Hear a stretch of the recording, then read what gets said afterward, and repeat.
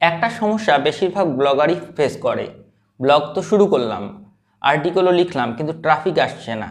আজকের এই ভিডিওতে আমি 10টি বিষয় নিয়ে আলোচনা করব যেভাবে আপনারা ব্লগে ট্রাফিক আনতে পারেন। Number 1, consistency. বেশিরভাগ ব্লগাররা দেখা যায় শুরুর দিকে প্রথমে একটা দুটো আর্টিকেল পাবলিশ করার পর কিছুদিন আবার গ্যাপ, তারপরে আবার হঠাৎ মনে পড়লো আবার একটা আর্টিকেল। এইভাবে যদি আমরা ব্লগিং করি তাহলে ব্লগে কখনোই ট্রাফিক আসবে না। আপনারা একটা শিডিউল মেনটেন করুন। যদি আপনার সম্ভব হয় প্রত্যেক দিন আর্টিকেল লেখা, তাহলে প্রত্যেক দিন আর্টিকেল লিখুন। আর যদি সেটা সম্ভব না হয় যে আপনি মনে করেন যে উইকলি আর্টিকেল দেবেন, তাহলে উইকলি আর্টিকেল লিখুন, কিন্তু একটা নির্দিষ্ট শিডিউলে আপনি কনসিস্টেন্সি মেনটেন করুন। অ্যাট্রাকটিভ আর্টিকেল লিখুন, ভালো কোয়ালিটির আর্টিকেল লিখুন, কিন্তু রেগুলার লিখুন। তাহলে ব্লগে একটা সময় গুগলের কাছে ভালো সিগন্যাল যাবে এবং ব্লগের ট্রাফিক আসবে।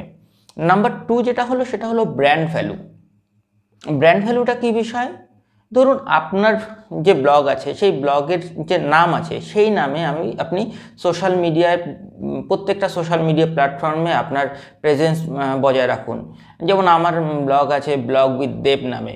ব্লগ উইথ দেব সেই ব্র্যান্ড নামে আপনি আমাকে লিঙ্কডইনে পাবেন, ইনস্টাগ্রামে পাবেন, ফেসবুকে পাবেন, সব জায়গায় পাবেন। অর্থাৎ আমি ব্লগ উইথ দেব এই নামটাকে ফেমাস করতে চাচ্ছি। একইভাবে দেখুন শাউট মি লাউড নামে একটা ফেমাস ব্র্যান্ড রয়েছে। এরকম আপনি আপনার ব্র্যান্ড ভ্যালু তৈরি করুন। সোশ্যাল মিডিয়া শেয়ার করার ক্ষেত্রেও একই ইউজার আইডি ইউজ করুন। এখন গেল নাম্বার 3 যেটা বলছিলাম, যখন ব্র্যান্ড ভ্যালু তৈরি হয়ে যাবে তখন আসবে হলো সোশ্যাল ইন্টারাকশনের পার্ট। সোশ্যাল ইন্টারাকশন কীরকম? আপনার যে সোশ্যাল মিডিয়া প্ল্যাটফর্মগুলো রয়েছে সেখানে সবাই কমেন্ট করবে, তার রিপ্লাই করুন, অন্যের পোস্ট শেয়ার করুন। আপনি যখন অন্যের পোস্ট শেয়ার করবেন তারা দেখবে, তারাও আপনার পোস্ট শেয়ার করবে, কিন্তু কখনোই আপনি স্প্যাম করবেন না। অর্থাৎ সব জায়গায় গিয়ে আপনি স্প্যামিং করে করে আপনার ব্লগের আর্টিকেল পোস্ট লিঙ্ক পোস্ট করছেন, সেটা করলে কিন্তু একটা বাজে ইন্টারাকশন তৈরি হবে, বাজে ফিডব্যাক যাবে গুগলের কাছে। সেটা করবেন না, আর একটা সময় আপনার সেই সোশ্যাল মিডিয়া হ্যান্ডেলও বন্ধ হয়ে যেতে পারে। আরেকটা যেটা নাম্বার 4, কি স্টিক অন ইউর নিশ। অর্থাৎ আপনি আপনার যে নিশের উপর ব্লগিং করছেন সেই নিশের বাইরে কখনো কিছু করতে যাবেন না। ধরুন আপনি যদি গিটার শেখান, তাহলে আপনার প্রত্যেকটা সোশ্যাল মিডিয়া প্ল্যাটফর্মে আপনি বা আপনার ব্লগের আর্টিকেলগুলো সমস্ত যেন গিটার লেসনের উপর হয়। সেখানে হঠাৎ করে আপনি কুকিংয়ের রেসিপি দিচ্ছেন, তাহলে কিন্তু আপনার যারা অডিয়েন্স তারা বিরক্ত বোধ করবে এবং আপনার ব্লগে কোনো পার্মানেন্ট অডিয়েন্স থাকবে না, কেউ আপনাকে ফলো করবে না। তাই আপনি আপনার নিশের উপর শুধুমাত্র কাজ করুন। আরেকটা যেটা বড় সমস্যা ফেস করে সেটা হলো ব্লগের টাইটেলের উপর। খুব সুন্দর আর্টিকেল আপনি লিখেছেন, যে আর্টিকেলটা সত্যিই ভালো, কিন্তু দেখা যাচ্ছে সেই আর্টিকেলের লোকে ক্লিক করছে না। সেটার কারণটা হলো আপনার ব্লগের যে আর্টিকেলটা থাকবে, যখন আপনি সোশ্যাল মিডিয়া প্ল্যাটফর্মে শেয়ার করবেন, তার টাইটেলটা যেন অ্যাট্রাকটিভ হয়। আপনি অ্যাট্রাকটিভ টাইটেল লিখুন, কিন্তু কখনোই মিসলিডিং টাইটেল লিখবেন না। যে আপনার ব্লগের আর্টিকেলের বিষয় একটা, আপনি টাইটেল দিলেন একটা, তাহলে হয়তো ইউজার আসবে কিছুক্ষণের জন্য, কিন্তু একটা সময় পর সেই অডিয়েন্স আপনার ব্লগ কিছুক্ষণ রিড করেই চলে যাবে, ব্যাক করবে, বাউন্স ব্যাক মারবে, অর্থাৎ আপনার অডিয়েন্স রিটেনশন রেট কমে যাবে, আর গুগলের কাছে সেটা একটা বাজে এসইও সিগন্যাল যাবে। সেটা করবেন না, কিন্তু আপনার অবশ্যই অ্যাট্রাকটিভ আর্টিকেল লেখা উচিত। আর নাম্বার 6 যেটা আমি বলবো সেটা হলো অ্যাড শেয়ারেবল ইমেজ। অর্থাৎ আপনি আপনার ব্লগের মধ্যে বিভিন্ন ইমেজ দিন, যেটা ব্লগের আর্টিকেলকেও তো অ্যাট্রাকটিভ করবে, কিন্তু সেই ইমেজগুলো অন্য ব্লগাররাও কিন্তু যেন ইউজ করতে পারে।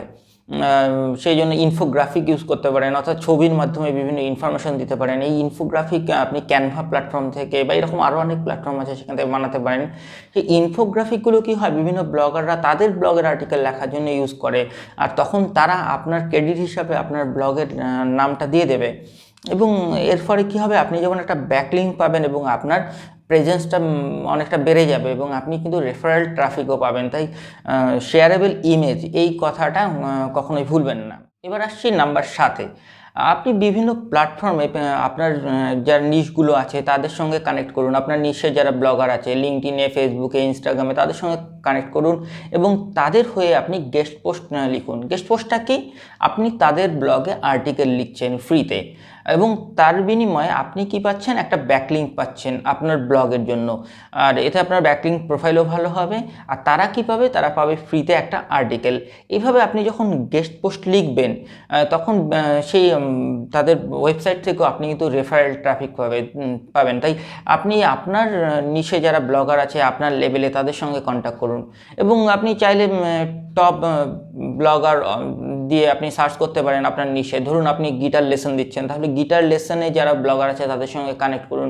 অনেকে আপনার ব্লগে ফ্রিতে গেস্ট পোস্ট অ্যাকসেপ্ট করবে, আবার অনেকে আছে তার জন্য যারা ভালো ব্লগার তারা হয়তো চার্জ করবে, কিন্তু সেই চার্জটাও যদি আপনি দেন সেটাও কিন্তু জাস্টিফাইড।